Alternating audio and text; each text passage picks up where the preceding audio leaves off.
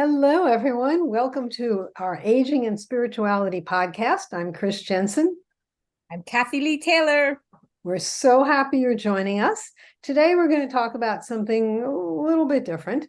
And my question is, do some brain functions improve with age? What would your answer be to that? Probably not. That's what I would have answered. But actually, that's not true. Wow. According to the National Institute of Health. And this is what's so fascinating to me. So a couple weeks ago, we did an interview with Stan Goldberg, who's the author of Preventing Senior Moments and How to Stay Alert into the 90s. And he said that senior moments are not inevitable. And that was eye-opening. But this is so fascinating. I want to talk today about some cognitive skills that actually increase as we age, and how we can continually improve our memory and our IQ. Wow. It is possible. At one time that people thought that wasn't possible, but it's not true anymore. So let me tell you about this National Institute of Health study, because it's not coming from me, it's coming from them.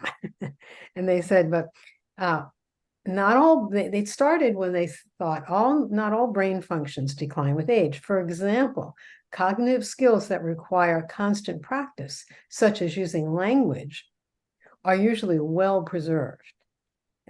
So this made the researchers think, well, there must be other cognitive skills like that. So they did this study with Georgetown University and the National Institute of Health with adults, 700 adults, 58 to 98 years old. So quite a range in age. Yeah. And we can put the link to this in the show notes if you like. Yeah. In one part of the study, people took computerized tests of three aspects of attention. The first was being prepared to respond to incoming information, alerting.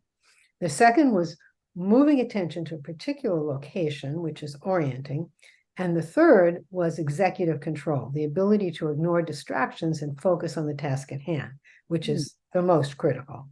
Mm-hmm. So overall, increasing age was associated with slower response times. Aging was associated with less alertness to incoming information. But here's the kicker. The other two aspects of attention showed improvements with age. Let me repeat that. Improvements with age. Older participants had increased efficiency in their ability to orient attention toward different objects. They also were better at ignoring distractions than the younger participants. That's interesting. Isn't and they're not meditating, right? They weren't they were studying? Yeah. They studied people from 58 to 98 years old. So the older participants are in the high end, Wow. Yeah. And that's what I was going to say. Remember, when we say older participants, we're talking about people up to 98 years old. Yeah. And the study says these two preserved brain functions show different trajectories over time. The ability to orient attention increased steadily from middle age into older adulthood. The ability to ignore distractions and focus on relevant information increased into the mid to late 70s. Then it declined a little bit. But here's the other kicker. The gains from earlier old age were substantial enough that even though the oldest adults, the 98-year-olds, they were no worse ignoring distractions than the youngest. Wow. What? Yeah. Wow. Because those things improve with age if you're not doing things to cause deterioration. And so basically, the 98-year-old had the same ability as a 58-year-old to ignore distractions and focus on information. So here's an exact quote from the study. It says, people have widely assumed that attention and executive functions decline with age, but the results from our large study indicate that critical elements of these abilities continue to improve during aging, likely because we simply practice these skills throughout our lives. Yes. That explains your mother-in-law. Yeah, it does. It does. My mother-in-law is 97, and her mind is as sharp as anybody's. I mean, a 50-year-old, a 40-year-olds. It's amazing. So how do we encourage these skills to be good and improve, to not contribute to any kind of deterioration? And there's some basic stuff. One is diet. natural, healthy, organic if possible, vegetables, chicken, fish, maybe some fruit and grains, very limited amounts of sugar and simple carbohydrates. Doctors recommend the Mediterranean diet. There's actually an excellent book called The End of Alzheimer's, where these medical doctors are actually reversing it in patients. And they're doing it with a program that involves the keto diet, which is very low carb, and exercise and being away from toxins. Each person is individual, so they make an individual program. But the basics are, keep the carbs down, the sugars down, eat healthy. Exercise, aerobic exercise and yoga is what the doctors recommend. And it doesn't have to be excessive, just a moderate amount. Now, here's the other thing that fascinating. This is how I got into looking at this research, by the way. Another National Institute of Health study measured the effectiveness of pranayams, breathing practices that yogis do, and found that they improve memory and increase IQ. Oh, wow. What? Pranayams? Say that again. They improve memory and increase IQ. Talking about breathing. Yes, breathing practices. And so we can put the link to that study in the show notes too. There are 5 pranayams that are called the brain power boosters.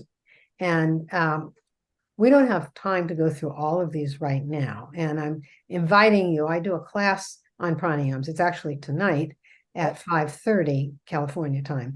And if you don't have to make it, but if you can, you're invited to join. There's no charge. But if you can't, we put it on, we record it, and it'll be on the Yoga Center website. That's yogacenter.org/members. And if you look for pranayams and you look for tonight's date. However, there is another pranayam. The reason I don't want to do those now is that they really have to be taught very carefully, and we don't have the time to do that many. But there is another one. There's one other pranayam, and the National Institute of Health also recommends this one. And this one is really good. It's simple to do. If you do it regularly, it will make a big difference in both memory and concentration. And the thing is, don't overdo it, but do it daily. And it's very straightforward. I'm going to show it to you. We'll try it for a minute together. The caution I would give you, make sure that you do the inhalation as well as the exhalation. Some people exhale too quickly, and when they do that, then they're not taking in enough air and they get a little dizzy. So you don't want to do that. But doing it properly, you should enjoy it. It's called Anulom Vilom. So we're going to use the thumb and then the ring and the pinky finger. So the way you do it, I'm going to inhale, and then I'm going to, through this side, I'm going to close this side, exhale through the other side, then inhale the other side and exhale that side. So let me show you what it looks like. I'm going to take my glasses off so you can see a little better. So I'm inhaling, exhaling. Inhale, exhale. So I like to almost think I'm starting with the exhale. So I'm going to inhale and then exhale left, inhale right. So that's how it goes. And you do it at a moderate speed, whatever speed's comfortable for you. Don't do it crazy fast, but as you continue to do it, you may want to increase how quickly you do it, because the NIH found that the little bit faster pranayams actually do more to increase your IQ and your memory. Wow. So let's do a minute. I'll time us for a minute and put my glasses back on so I can see. So let's begin.